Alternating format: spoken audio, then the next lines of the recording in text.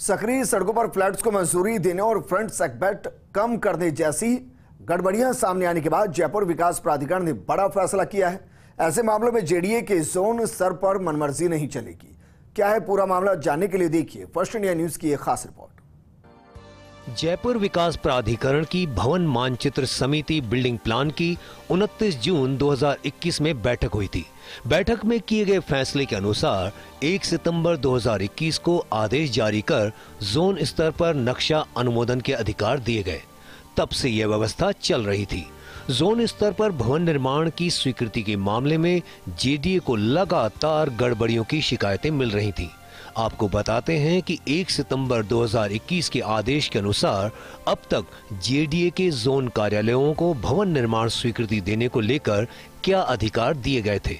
1 सितंबर 2021 के आदेश से लागू व्यवस्था के अनुसार 2500 वर्ग मीटर तक के भूखंड को लेकर जोन कार्यालयों को अधिकार दिए गए। इन भूखंडों पर नक्शा अनुमोदित करते हुए भवन निर्माण की स्वीकृति के अधिकार दिए गए थे। जोन स्तर पर प्लिंथ, स्टिल्ट और 18 मीटर तक की ऊंचाई के लिए स्वीकृति दी जा सकती थी। जोन स्तर पर लागू इस प्रक्रिया को लेकर जेडीए को गड़बड़ियों की शिकायतें मिल रही थीं। इनमें से ज्यादातर शिकायतें कम चौड़ी या सकरी सड़कों पर फ्लैट्स के निर्माण को लेकर थी। बिल्डिंग बायलॉज के अनुसार 40 फीट से कम चौड़ी सड़क पर फ्लैट्स की स्वीकृति नहीं दी जा सकती है। फ्लैट्स के निर्माण के लिए भूखंड का आकार न्यूनतम 750 वर्ग मीटर होना चाहिए। सरकार के आदेश के अनुसार मौके पर न्यूनतम 40 फीट सड़क होना जरूरी है। इसके बाद ही साइट प्लान के अनुसार भवन निर्माण की स्वीकृति दी जानी चाहिए।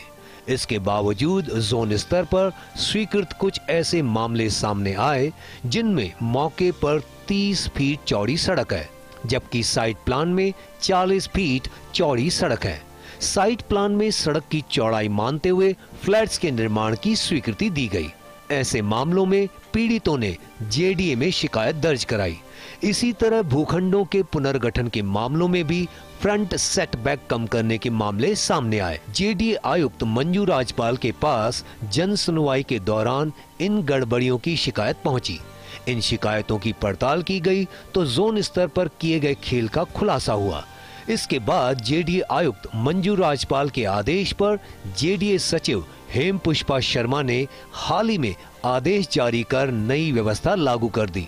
750 वर्ग मीटर और इससे अधिक आकार के भूखंडों पर भवन निर्माण स्वीकृति के मामले जेडीए के भवन मानचित्र समिति यानी बीपीसी प्रकोष्ठ को भेजे जाएंगे। जोन स्तर पर इन प्रकरणों का फाइनल अनुमोदन नहीं किया जाएगा। ये प्रकरण बीपीसी प्रकोष्ठ के माध्यम से जेडीए के निदेशक आयोजना विभाग को भेजे जाएंगे। निदेशक आयोजना की मंजूरी के बाद ही इन प्रकरणों में स्वीकृति जारी होगी। जोन स्तर पर अब तक निस्तारित ऐसे प्रकरण जिनमें राशि जमा हो चुकी है, राशि जमा होने के बावजूद भी अनुमोदित मानचित्र जारी नहीं हुए हैं, ऐसे प्रकरणों में भी पहले निदेशक आयोजना से मंजूरी ली जाएगी। इसके बाद ही मानचित्र जारी किए जाएंगे।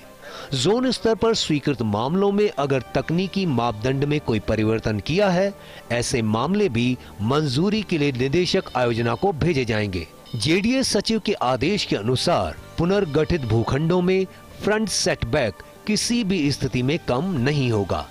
मूल योजना में निर्धारित सेटबैक और बिल्डिंग बायलॉज में प्रस्तावित सेटबैक दोनों में से जो भी अधिक हो उससे कम फ्रंट सेटबैक नहीं होगा। जोन स्तर पर नक्शा अनुमोदन की व्यवस्था इसलिए लागू की गई थी ताकि छोटे प्रकरणों का निस्तारण जल्द किया जाए, लेकिन इस व्यवस्था में खामियां सामने आने के बाद जेडीए ने अब नई व्यवस्था लागू की है।